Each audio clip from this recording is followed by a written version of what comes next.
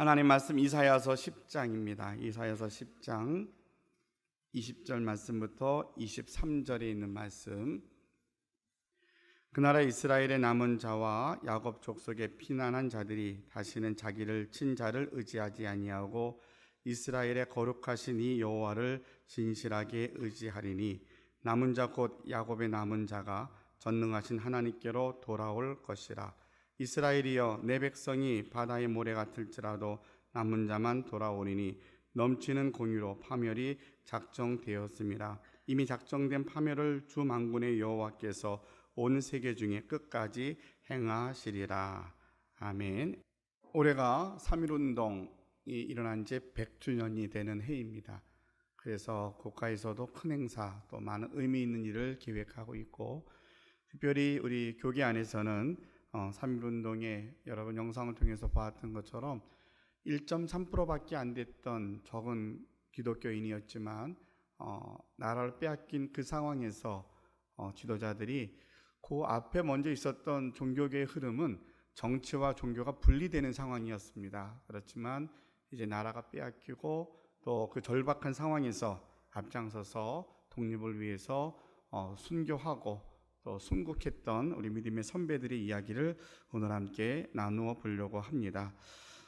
몇몇 일화를 좀 소개하려고 그러는데, 독립을 위해서 함께 목숨을 바쳤던 우리 선진들의 이야기 중에 도산 안창호 선생님의 이야기에 이런 이야기가 있습니다. 일경에 붙잡혀 재판을 받을 때의 이야기입니다. 이제 순경이 묻습니다. 그대는 석방이 된 후에도 독립운동을 계속할 것인가? 라고 물었더니 대답하기를 그렇다. 나는 밥을 먹을 때에도 잠을 잘 때에도 그리고 이 몸이 없어질 때까지 독립운동을 계속할 것이다. 다시 묻습니다. 그대는 이런 상황에서 조선의 독립이 가능하다고 믿는가? 조선의 독립은 반드시 이루어질 것이라고 믿는다. 그 이유는 대한민국 전체가 독립을 믿으니 독립이 될 것이요, 세계의 공의가 대한의 독립을 원하니 독립이 될 것이요, 하늘에 계신 하나님이 독립을 원하시니 독립이 될 것이다. 그리고 도산 안창호 선생님은 이런 말도 덧붙였다 그럽니다. 나는 진정으로 일본이 망하는 것을 원치 않고 좋은 나라가 되기를 바란다. 이웃 한국을 유린하는 것은 일본의 이익이 아니다. 원한 맺힌 한국인 2천만을 억지로 당신 나라 국민으로 만들지 말고 우정 있는 2천만을 이웃 국민으로 두는 것이 일본의 이익이 될 것이다. 그런 말도 남겼다 그럽니다. 그래서 일본인들은 안창호 선생님이 재판을 하면서도 그들의 말문이 막혔었다라는 일화가 소개됩니다. 또 한 번은 소개하면 조만식 선생님, 고당 조만식 선생님의 유언은 이렇게 유언했다 그럽니다. 내가 죽으면 묘비에 아무것도 쓰지 말라. 두 눈만 새겨두어라. 한 눈으로는 외눈이 망하는 것을 볼 것이고 다른 한 눈으로는 내 조국이 독립하는 것을 보고 싶다. 김구 선생님도 마찬가지로 늘 이렇게 이야기하셨다고 합니다. 내 소원이 무엇이냐고 하나님이 물으신다면 내 소원은 대한독립이요 라고 말할 것입니다. 그 다음 소원이 무엇이냐고 물으신다면 나는 또 우리나라 독립이요 라고 대답할 것입니다. 그 다음 소원이 무엇이냐고 물으신다면 나는 세 번째로 또 대답할 것입니다. 내 세 번째 소원도 대한의 완전한 독립이라고 대답할 것입니다. 이제 3.1절 하면 생각나는 사람이 유관순 열사입니다. 유관순 열사에 대한 일화도 이런 이야기가 있습니다. 그는 독실한 이제 믿음의 가정에서 자랐던 그가 선교사의 권유로 이어 학당에 입학하여서 공부하던 중 3.1 만세운동을 준비한다는 소식을 듣고 6명과 함께 시위 결사대를 조직하고 3.1 만세운동 현장에 참여를 합니다. 그 이후에 이제 만세 사건 이후에 학교가 폐쇄되어서 고향으로 내려갈 수밖에 없었는데 고향에 내려가서 다시 만세운동을 펼치기 시작을 합니다. 치밀하게 준비하고 열정적으로 사람을 설득하여서 4월 1일 아오네 장터에서 대대적인 만세운동을 벌이는데 그곳에서 어머니 아버지가 일본 경찰에 의해 무참히 살해를 당하는 장면을 보게 됩니다. 본인도 체포되어 투옥을 당하게 되었고 감옥에 갇혀서 모진 고난을 당하다가 결국 믿음을 지키고 나라 사랑을 포기하지 않은 중에 1920년 9월 28일 18세의 꽃다운 나이에 순교하게 됩니다. 우리가 3.1운동, 3.1 만세운동 생각하면 유관순 열사를 생각하는데 유관순 열사가 순국하고 순혈했던 나이가 18살이었습니다. 그가 남긴 유언의 말 속에서는 남긴 말 속에 이런 말이 있습니다. 내 손톱이 빠져나가고 내 코와 귀가 잘리고 내 손과 다리가 부러져도 그 고통은 이길 수 있사오나 나라를 잃어버린 그 고통만은 견딜 수가 없습니다. 나라에 바칠 목숨이 오직 하나밖에 없는 것만이 이 소녀의 유일한 슬픔입니다.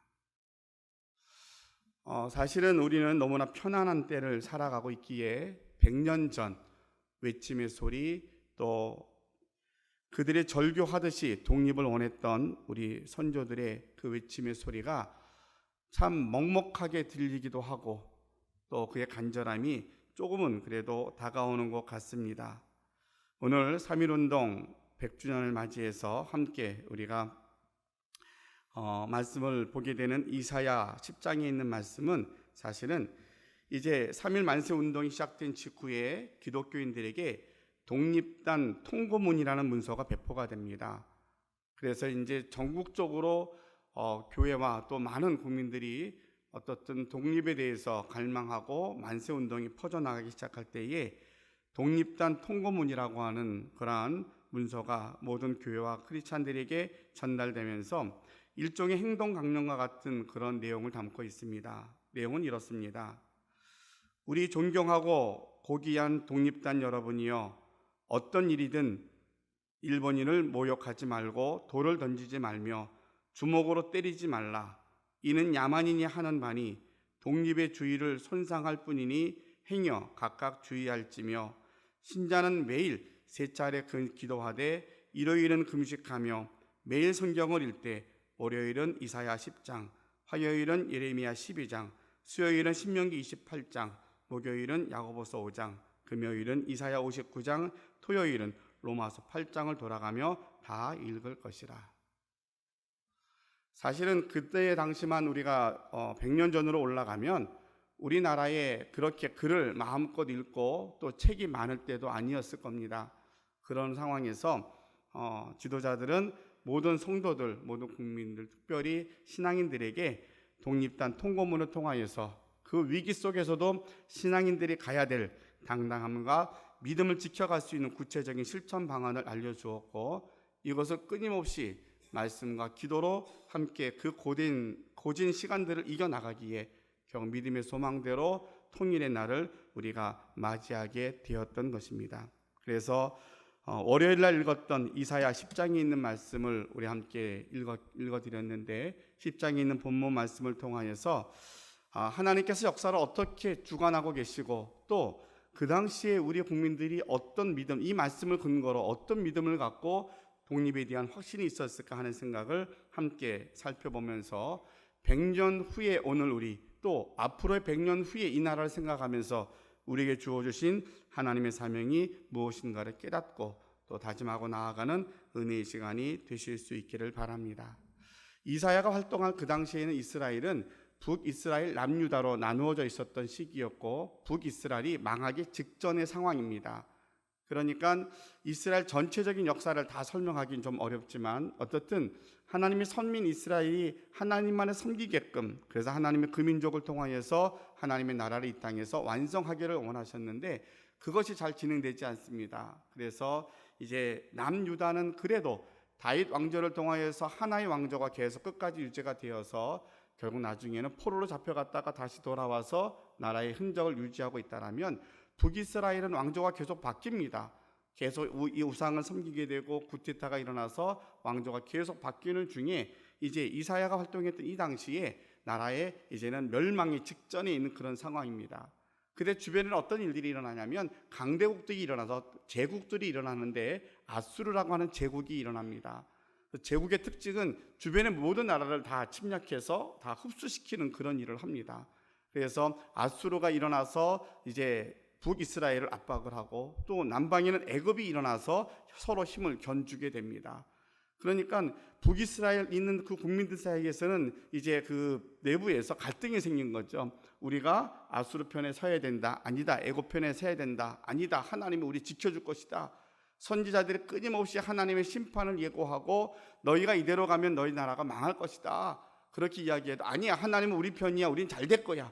그들이 우상을 섬기고 하나님을 떠나 있었던 것을 생각하지 않고 거짓 선지자들 말과 좋게 생각하려고 하는 그런 우를 범하면서 나라가 점점점 어려움을 겪게 됩니다.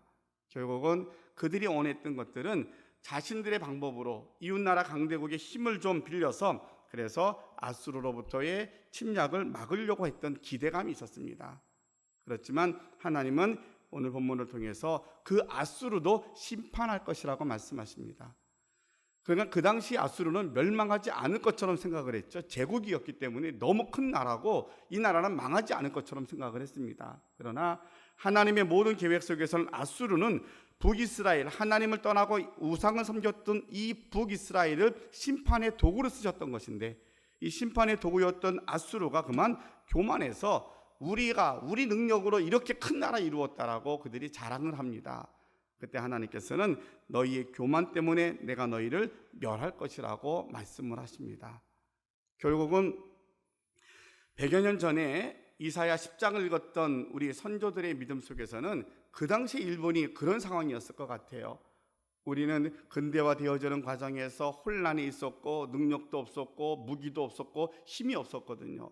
일본은 어떻든 앞서간 문명이나 이런 걸 갖고 이제 우리 한반도를 침략해서 자기들의 나라로 흡수시키고 어떻게 하든지 자기 것으로 다 만들려고 그렇게 이야기를 했고 점점 세력을 키워가면서 아시아권 전체를 다 자기네 나라로 제국으로 확장시키는 그때에 하나님이 말씀하시는 것, 하나님은 저 아수르와 같은 일본을 하나님이 심판하실 것이라는 메시지로 그 백성들이 함께 듣고 그래 하나님께서 하실 것이다. 하나님께서 이 한반도 가운데 이 민족을 독립시켜 주시는데 저 일본의 그 모든 교만과 죄를 하나님이 다스리실 것이라는 믿음을 갖게 되었다는 것입니다. 그래서 오늘날에도 우리가 분명하게 깨달아야 될 것은 강대국을 의지하는 것, 세상의 모든 방법이나 권력과 권세를 의지하는 것, 신앙인들에게는 그것만큼 믿음 없는 모습이 없다라는 겁니다. 지금도 우리나라를 중심하여서 열방의 많은 강대국들이 다 여기 집중이 되어 있고 또 이번 주간에는 베트남에서 이루어지는 또 북한과 미국의 정상들의 만남이 또 화제가 되고 많은 사람들이 기대를 합니다. 지금까지 역사를 통해서 우리에게 교훈되어지는 것들은 모든 주변에 있는 강대국들이 이 나라를 지켜주지 않는다는 겁니다.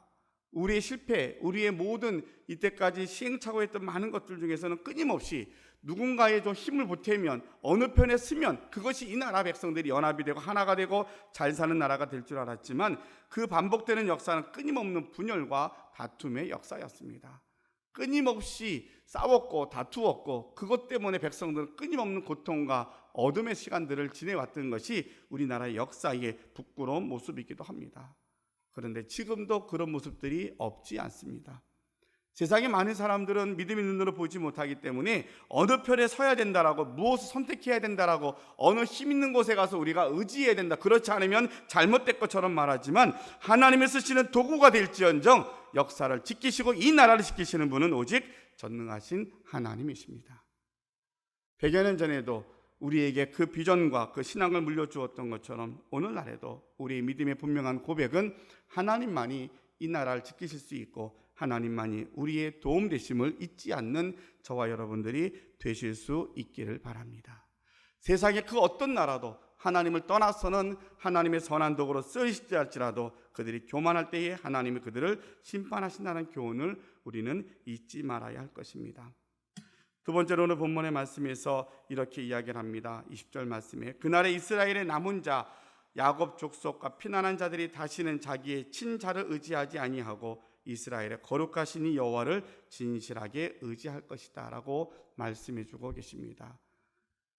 선조들의 선열들의 고백은 그런 고백이었습니다. 하나님이 이 나라 독립시켜 주실 것입니다. 저 강대국 일본은 하나님이 망하게 하실 것인데 이제는 우리는 하나님만 의지하겠습니다. 저 강대국들 애굽과 같은 사람들 아수르 같은 나라들을 의지하지 않고 하나님만 의지하겠습니다라는 고백이 결국은 오늘의 100년 후에 우리 후손들에게 이 나라를 지키게 하는 능력이 된 줄로 믿습니다. 하나님만을 의지하는 믿음의 사람들, 하나님만을 신뢰함으로 하나님께서 역사하시는 능력을 기대할 수 있는 저와 여러분들이 되어야만 될 줄로 믿습니다. 하나님만을 신뢰하고 의지한다는 게 무엇일까? 아브라함이 생각이 나더라고요. 우리 지난 한 달, 두 달 동안 구약의 아브라함과 이삭과 야곱의 이야기를 계속 살펴보는 중에 이 말씀을 다시 설교를 준비하다가 문득 생각이 난 것이, 하나님만을 의지한다는 것이 무엇일까? 하나님이 어떤 분이신 줄 알고 하나님이 역사 속에 어떻게 하셨는가를 기억하는 게 중요한데, 아브라함이 믿음의 조상이 되고 아브라함 되게 하였던 게 무엇일까라고 생각했더니, 아브라함은 하나님의 약속, 언약을 신뢰함으로 하나님을 믿어지는 은혜로 살았던 사람입니다. 하나님이 75세 때 아브라함을 부르셨습니다. 고향집을 떠났습니다. 내 씨로 말미암아 하늘의 별과 같이 바다의 모래와 같이 많게 하실 것이라 그랬어요. 25년의 세월이 지났습니다. 그 기간 동안 자기가 노력해서 아들을 얻기도 하고 종에게 모든 후계자를 삼기려고 노력을 했지만 하나님은 허락하지 않으셨어요. 내가 너에게 약속한 것은 너와 너의 아내 사라를 통하여서 주신 아들이 내 씨고 언약의 자손이 될 것이다. 그랬더니 100세의 아들을 낳습니다. 말도 안 되는 일이었거든요. 어떻게 100세의 아들을 낳아요?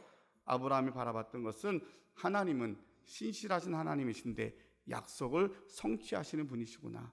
그래서 그 이후에 아브라함의 행적들이 대단합니다. 이제는 청년기에 들었던 이삭을 바치라고 하는데도 전혀 의심 없이 바칠 수 있었고요. 그의 아내를 구해오는, 며느리를 구해오는 그 장면에서도 하나님이 앞서가서 그의 아내를 며느리감을 준비해 놓을 거라고 이야기를 합니다. 걱정하지 말라고. 왜? 하나님은 당신이 나에게 주신 약속, 언약이 있기 때문이라고. 언약을 지키시는 신실하신 하나님이시라고 아브라함이 고백하여서 믿음이 조상이 된 것을 우리가 배우게 됩니다. 여러분, 우리가 하나님 믿습니다, 예수님 믿습니다, 성령님이 우리와 함께 하십니다라고 고백을 합니다. 그러면 나의 하나님은 어떤 하나님이실까? 우리의 하나님은 어떤 하나님이실까? 우리 하나님은 신실하신 하나님, 당신의 언약과 약속을 지키시는 하나님이십니다. 우리는 수도 없이 끊임없이 실패하고 또 우리는 낙심하기도 하고 죄 가운데 있기도 하고 흔들리기도 합니다. 그런데 하나님은 한 번도 우리를 외면하지 않고 우리를 지키시고 우리 인도하시는데, 당신의 계획하신 대로 당신의 택한 백성들이 이 땅에서 사명을 따라 살아갈 수 있도록 도우시고 인도하시는 하나님이신 줄로 믿습니다.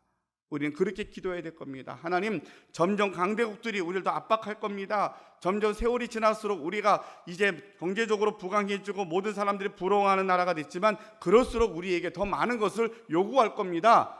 그럼 우리는 누구를 의지하고 누구 편에 서야 될 것인가? 어느 편에 서는 것이 우리나라가 사는 길일까?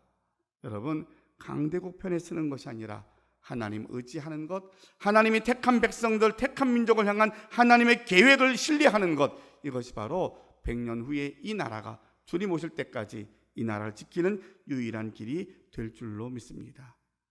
이스라엘 백성들에게 이사야를 통해 주셨던 하나님의 말씀처럼 이제 너희가 너희의 모든 열방들을 강대국들 의지하지 말고 하나님만을 신뢰하라고 했던 이 말씀의 메시지를 이 시대에도 우리가 분명히 들어야 될 줄로 믿습니다. 세 번째로 오늘 본문의 말씀을 통하여서 이제는 하나님의 백성은 하나님께로 돌아올 것이라고 말씀합니다. 하나님께로 돌아온다는 이야기입니다. 하나님께 돌아온다는 장면을 보니까 야곱의 이야기가 생각이 납니다. 야곱이 축복을 받고 도망가다가 베델에서 하나님을 만납니다. 20년 뒤에 다시 돌아와서 이제 형을 만나는 과정에서 야곱이 이스라엘이 됩니다. 그런데 그것으로 그 인생이 끝이 난 게 아니라 모든 게 평안하고 다 잘 될 줄 알았는데 그 딸이 강간당하는 사건을 통하여서 절대절명의 위기에 처하게 됩니다. 하나님의 은혜로 큰 부자가 되었는데 이제 좀 살만한데 생각지 않았던 주변의 사람들로 인하여서 이제 외부의 사람들로 인하여서 어려움을 당하게 된 거죠. 강간을 당하는 일을 당하게 되었고 오빠들이 그 부족 남자들을 다 죽여버립니다. 그래서 주변의 사람들이 연합하여서 야곱 부족, 야곱에 있는 식구들을 다 이제 싸우겠다고 작정을 하고 달려듭니다. 어쩔 수 없이 이제는 야곱이 할 수 있는 길이 아무것도 없을 때에 하나님께서 다시 야곱에게 오셔서 말씀하십니다. 일어나 베델로 가라. 일어나 베델로 올라가라. 베델이 무엇이냐? 네가 처음 축복기도 받고 네가 처음 아버지로부터 축복받고 난 후에 이제는 도망자의 길을 가다가 그날 밤에 하나님을 만났던 그곳이 아니냐, 내가 하나님께 만나서 하나님을 만나서 서원했던 그곳이 아니냐, 하나님께로 다시 올라가라고 하나님이 말씀하십니다. 그때 야곱이 하나님의 음성을 듣고 식구들에게 이야기합니다. 자, 이제 내가 이러이러해서 이런 상황에서 베델에 가서 만난 하나님이 계시는데 내가 이제 하나님 만나러 갈 텐데 우리 같이 가자. 그런데 너희 안에 있었던 모든 우상을 다 버려라. 아직도 너희 안에 갖고 있었던 세상의 모든 것들을 다 버리라. 정결한 옷을 입어라. 그리고 같이 베델로 올라가자. 그랬더니 이제 온 가족들이 야곱의 말을 듣고 그들이 갖고 있었던 모든 우상들, 모든 귀한 것들을 다 야곱에게 가져다 줍니다. 야곱이 다 그것을 처리하고 난 후에 그 무리들이 베델로 올라갑니다. 주변에 많은 사람들이 어떻든 저 부족을 치겠다고 모여 있는데 아무도 건드리지 않습니다. 왜냐하면 하나님께서 그 모든 사람들에게 이제 베델로 올라가는 야곱의 모든 가족들을 건드리지 못하게끔 하나님이 다 이미 그들을 막아주셨기 때문입니다. 베델로 올라가서 다시금 하나님의 약속을 야곱이 받게 됩니다. 그 받았던 약속대로 그의 야곱의 후손을 통하여서 12지파가 나오게 되고 그 후손을 통하여서 메시아가 나오게 되고 지금의 하나님의 역사를 이루어간 것을 우리에게 보여주고 계십니다. 성경은 끊임없이 위기 가운데 있고 또 타락해 있는 백성들에게 이렇게 이야기를 합니다. 호세아 선지자는 말씀하십니다. 이스라엘아, 내 하나님 여호와께로 돌아가라. 요엘 선지자가 너희는 이제라도 금식하고 울며 애통하고 마음을 다하여 내게로 돌아오라고 말씀하고 계십니다. 3.1운동 100주년을 맞이해서 오늘 우리에게 주시는 주님의 말씀입니다. 여호와께로 돌아가자. 여호와께로 돌아가자. 자, 그러면 여호와께로 돌아가는 것이 오늘 우리에게 어떻게 적용이 됩니까? 라는 물음을 갖게 됩니다. 우린 지금 이 시간 예배를 드리고 신앙생활하고 있고 하나님을 찬양하며 살아갑니다. 여호와께 돌아가는 것 도대체 구체적으로 어떻게 하는 겁니까?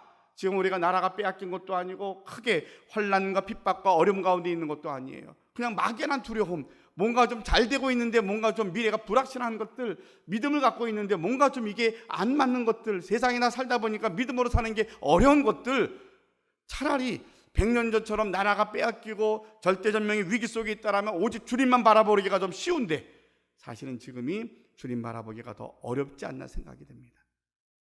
어떻게 보면 2년 전이죠. 저 북한에서 통일에 대한 이야기, 평화에 대한 이야기가 나오기 전 미사일 만들고 그리고 전쟁하겠다고 막 그럴 때는 그 위기감 속에 정말로 전쟁이 일어나지 않도록 정말 간절히 기도했었던 것 같아요. 근데 작년에 평창 올림픽을 중심하여서 평화의 무드가 만들어지고 정상들이 만나고 곧 통일이 될 것 같았는데 통일은 되지 않았지만 계속 그것이 이어지고 있어요. 뭔가 전쟁에 대한 두려움은 없어진 것 같은데도 불구하고 이 나라가 뭔가 좀 불확실하고 그래서 정말 교회가 어떻게 기도해야 될지에 대한 고민도 있는 것도 사실이기도 합니다. 그러면 우리가 이 시점에서 하나님께로 돌아온다는 것은 무엇을 의미할까? 두 가지로 함께 야곱의 베델의 사건으로 함께 살펴보고자 합니다. 여러분 안에 있는 우상을 끊을 수 있는, 제거할 수 있는 믿음의 결단이 이 시간 여러분 마음속에 이루어지기를 주님의 이름으로 부탁을 드립니다. 야곱이 괜찮은 줄 알았어요. 자기만 하나님만 잘 섬기면 될 줄 알았어요.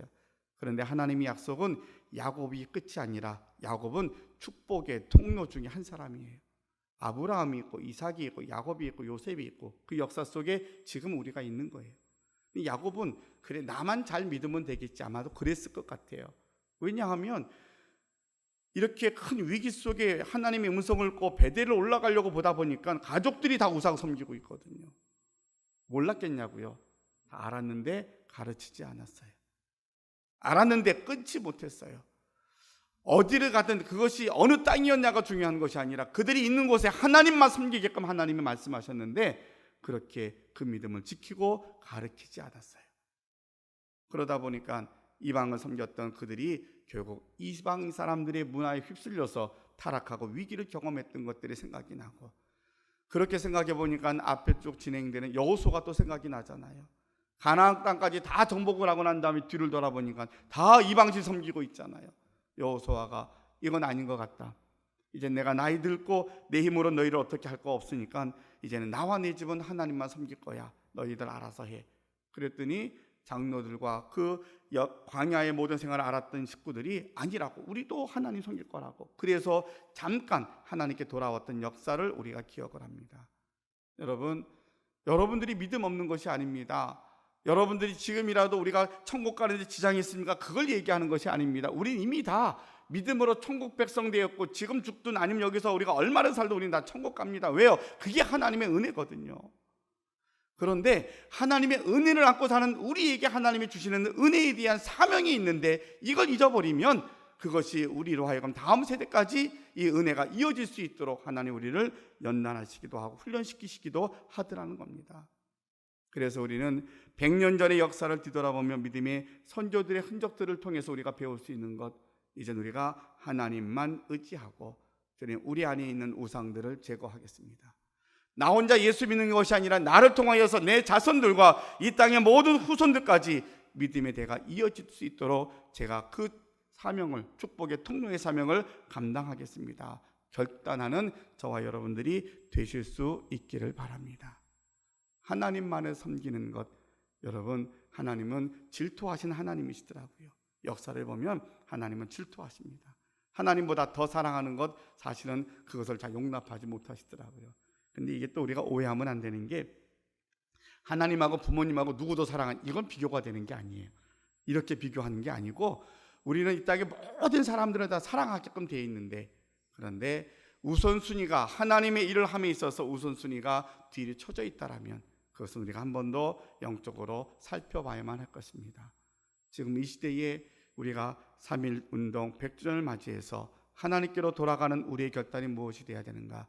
아직도 내 마음에 하나님보다 나는 세상의 것들, 물질을, 권력을, 출세를 더 원합니다. 여러분 다 내려놓을 수 있기를 바랍니다. 그것이 아니라 순서가 바뀌어야 되는 거예요.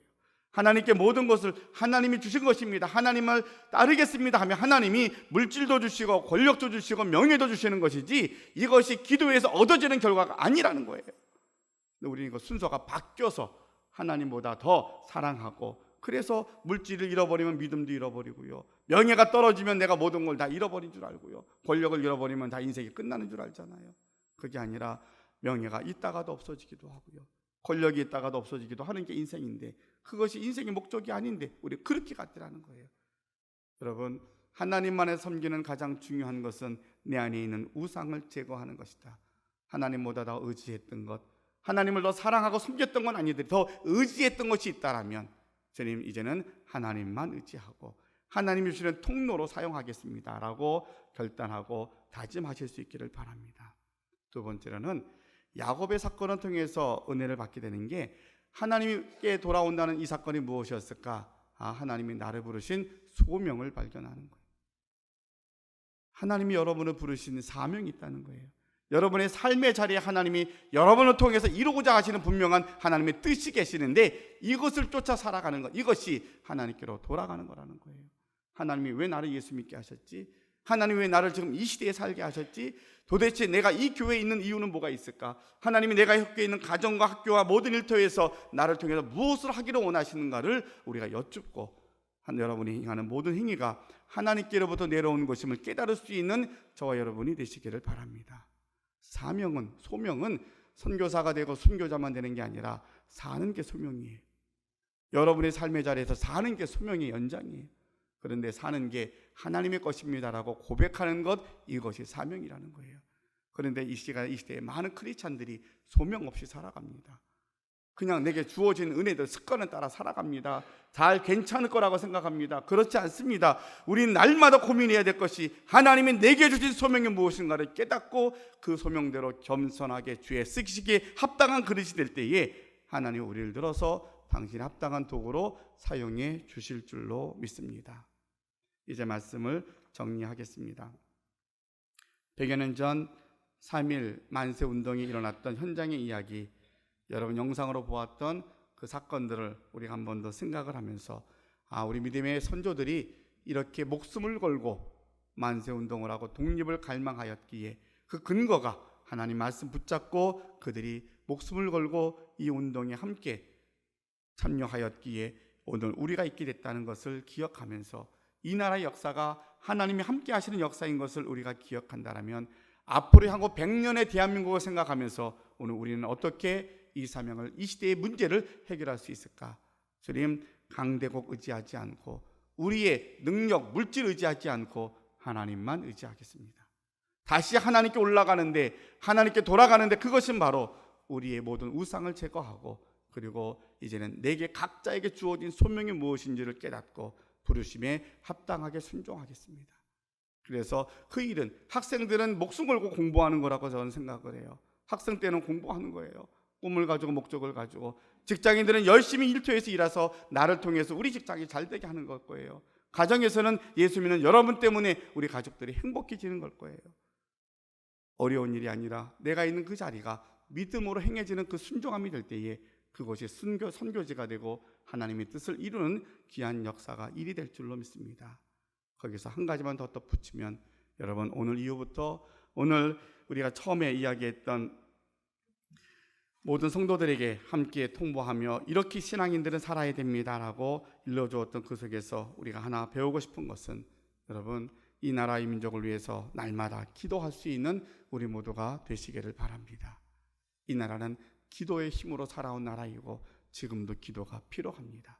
그래서 이제 하나님 앞에, 주님, 우리가 살아가는 것, 소명을 따라 살아가는데 기도에 순종하며 날마다 나라 민족을 위해서 기도하겠습니다 다짐할 때에 우리 기도가 모아져서 하나님이 이 민족 위에 다시 선한 길로 주님 나라 임하는 그날까지 우리를 귀하게 쓰실 줄로 믿습니다.